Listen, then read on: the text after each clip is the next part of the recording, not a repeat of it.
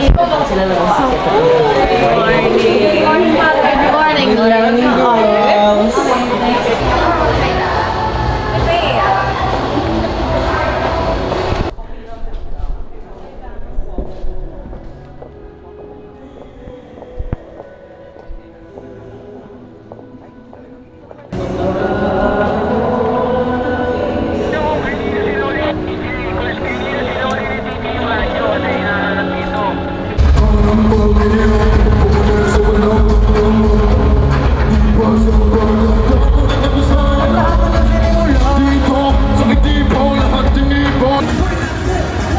Favorite kasi.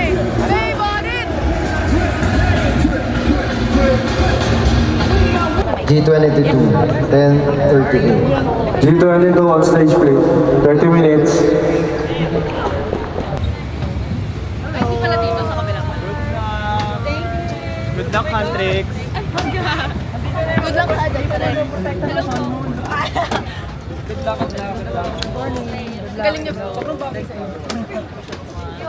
Alam niyo na ito ba yung Saja mo? Tapang mic. Test, check. Sobrang podcast nawawala. I'm a Filipina, Filipina, Reyna, I'm a Filipina, yeah.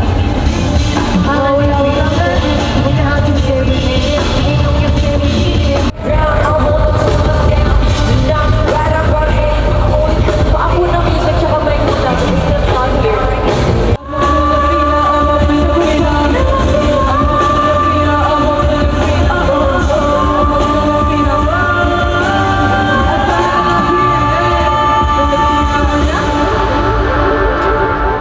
% of the time po wala pong audio.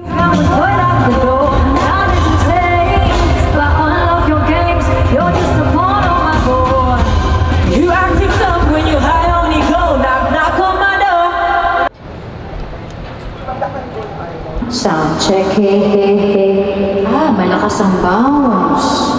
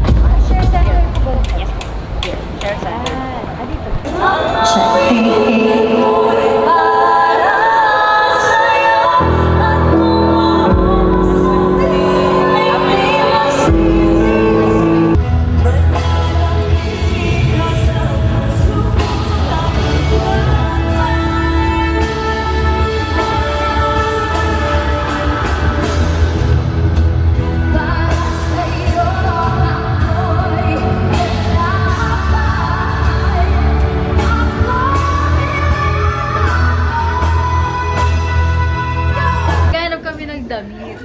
Para mas cohesive kami ng girls. Cohesive! Spell. Wag na lang. Guys, so currently, everyone is so stressed and a little bit panicky kasi hello sa pinto. Mamaya na. Parang we're having really bad technical difficulties and it's really bad, guys. I swear. We've been rehearsing for 2 days and yesterday, hindi maayos yung tech and everything. Ngayon din, hindi pa rin maayos. So we're just trusting the Lord. I'm crashing out. I'm crashing out, bro! So stressed. I think this is the most stressful I've been. Kasi guys, super grabe din yung bounce ng sound. Kahit may monitors. As in, hindi madaling mag-perform sa Phil Arena, I must say, hindi madaling mag-perform, pero for sure it's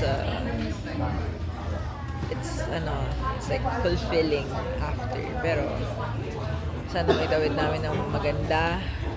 Sobrang grabe yung worries namin ngayon kasi guys know all of us are really rushing and all, like, just wanna cry.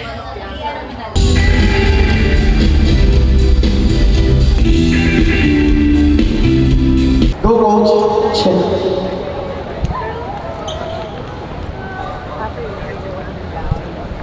And one more time. 1, 2, 3, 4, and 6 kaya na ang Roji.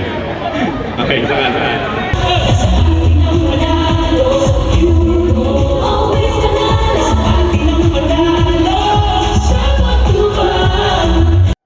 Check. Ladies, sabay. Yan. Yan. So, sige. Gawin natin ito 10 minutes. Dali.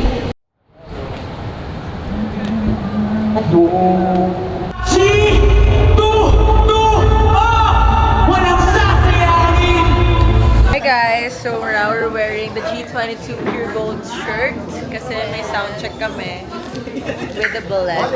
And literal na sound check talaga kami. Yes, look at the t-shirt. G22, yes, blonded, yes, yes. Makita niyo yung... Ay. Ito na kami sa zoo! Ay, balik. Sige. Jurassic Park. Ano ba yung pinto ng Jurassic Park?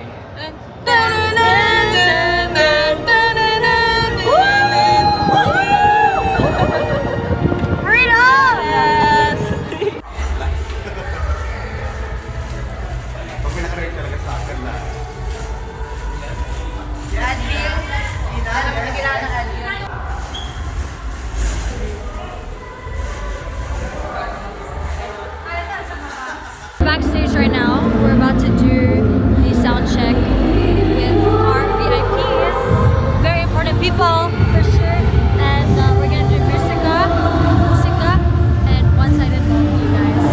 But we're also like really gonna do a proper sound check since kanina we still haven't figured it out. Pero hopefully everything goes well for the shirt. Everyone is really excited. And look at that.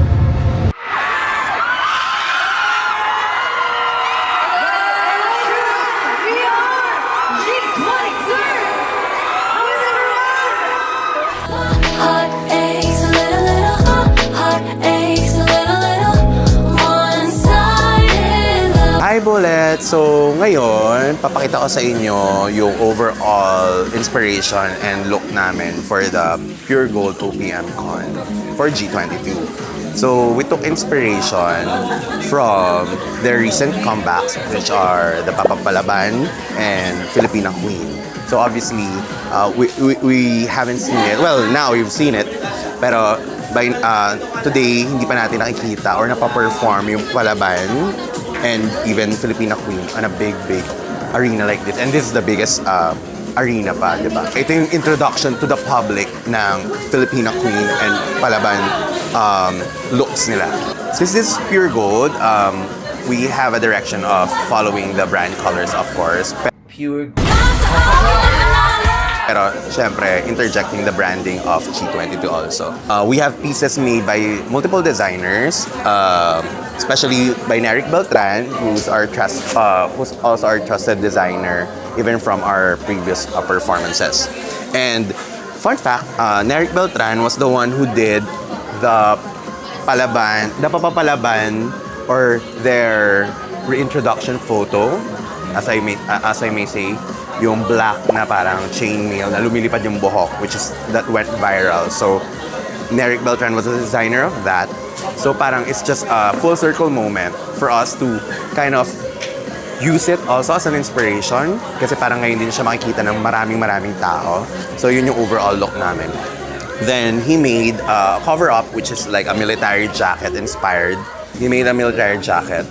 This is also paying homage also and looking back on how the overall branding of G22 is and was. So parang very military, very army. Kumbaga the debut era, we kind of, kumbaga nag-meet halfway yung mga comebacks nila and even the debut era. Yun guys, grabe, can't believe na yes si Ate Yang. She's such a very humble senior of ours, an artist. yes talaga. I'm so grateful na she said yes to this collaboration. And sobrang nakakatuwa lang. It's a 360 moment. Not only for me, syempre growing up, I would really look up to her. I watched her performance. Nung nanalo siya sa compet niya and she sang Salamat. Sobrang wow. Sobrang galing ni Lord talaga na bata na iniidolo namin growing up. Am I gonna share you my beauty secret? Lip reveal. Reveal. They're gonna know my secret. Life hack. I have a life hack. Use Sharpie on your lips. Charot. Pupunta ako sa rehearsal for Shaggy. Kasama sila ko yung Style tsaka Charlotte. So, sakay tayo shuttle. Sakay tayo shuttle ngayon. Field trip! Yay! Hello sa field trip! Yung mga nasa backseat, hello! Mag-ingay! Yes!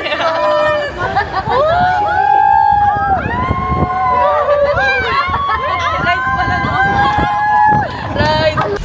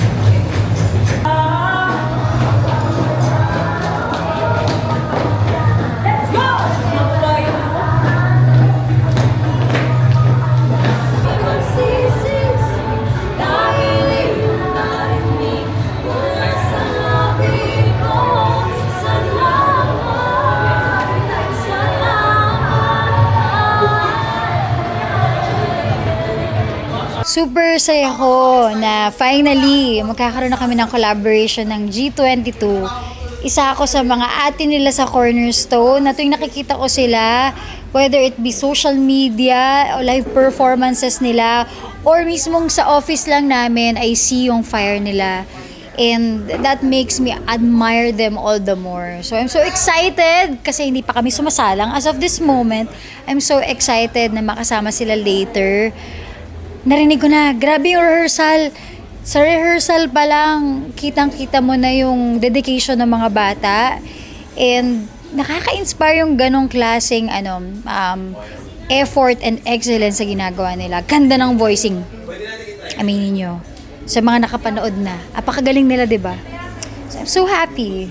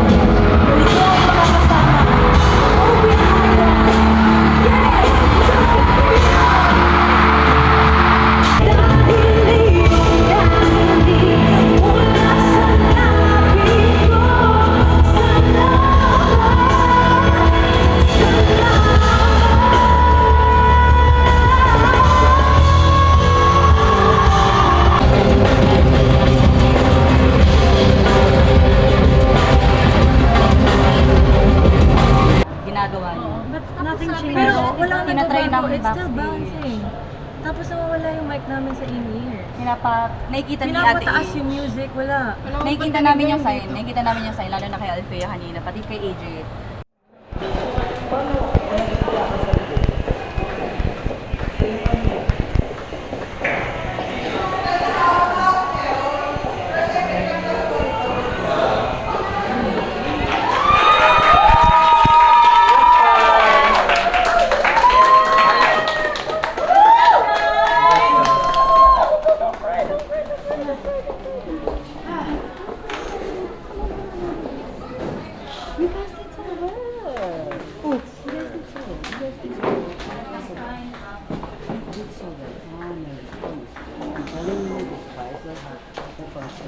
You guys will be very, very good. That's what's important. Okay? Everybody saw it, everybody saw how you were adjusting to every single thing, and that's really more important. Okay? Don't think about the technical. Don't think about the technical. You just perform your first stage at the Philippines. Mahirap sa inyo ha, pero sa house, hindi siya masama sa house. Alam ko hirap kayo, pero You're professional ba? maganda guys, promise. Part of performance hirap on stage, pero sa audience, okay. Pero sa sobrang praktisado ninyo, Water. nahalata na pag hinahawakan nyo dito, pero sa boses nyo sobrang solid siya. Sobrang solid ng boses nyo. Sila, alam mong hirap sila sa stage.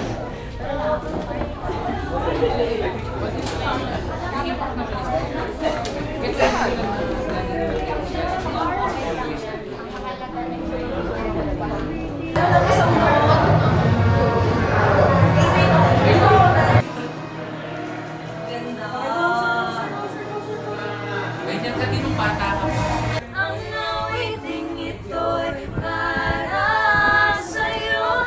At kung maubos ang tinig, di magsisisi.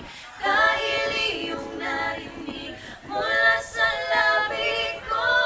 Salamat, salamat. Hi guys! So ayun, wag yung after the performance, sobrang hindi maganda yung feeling kasi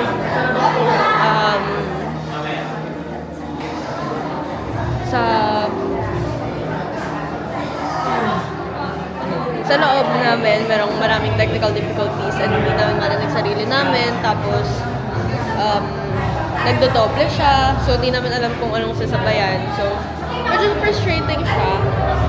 But at the same time, of course, we're still thankful we got to perform at a very big arena, a very big stage. My hope, syempre, na sana we could have done better if given the circumstances. But God gives this to us, and maybe there is a reason why this happened. So, ayan. See you guys later. Hey guys, we are backstage, ready for the next thing, which is the collab stage. We just finished performances, our set. We are really truly grateful to have performed and be a part of something so beautiful. As performers, we really want to give our best every time, which we did. We did have some technical difficulties, actually a lot, but we wanted to give Willets and whoever supports us and believes in us the best performance for it. So we really tried our best po. Sana hindi napansin masyado yung aming mga struggles, pero ayun, we were just a little stressed. I don't know if na-include po nila sa vlog, but we were just a little upset. Not anyone's fault, but of course we want to give our best every time, and we love you so much. But nonetheless, we are so happy and grateful to have had this opportunity.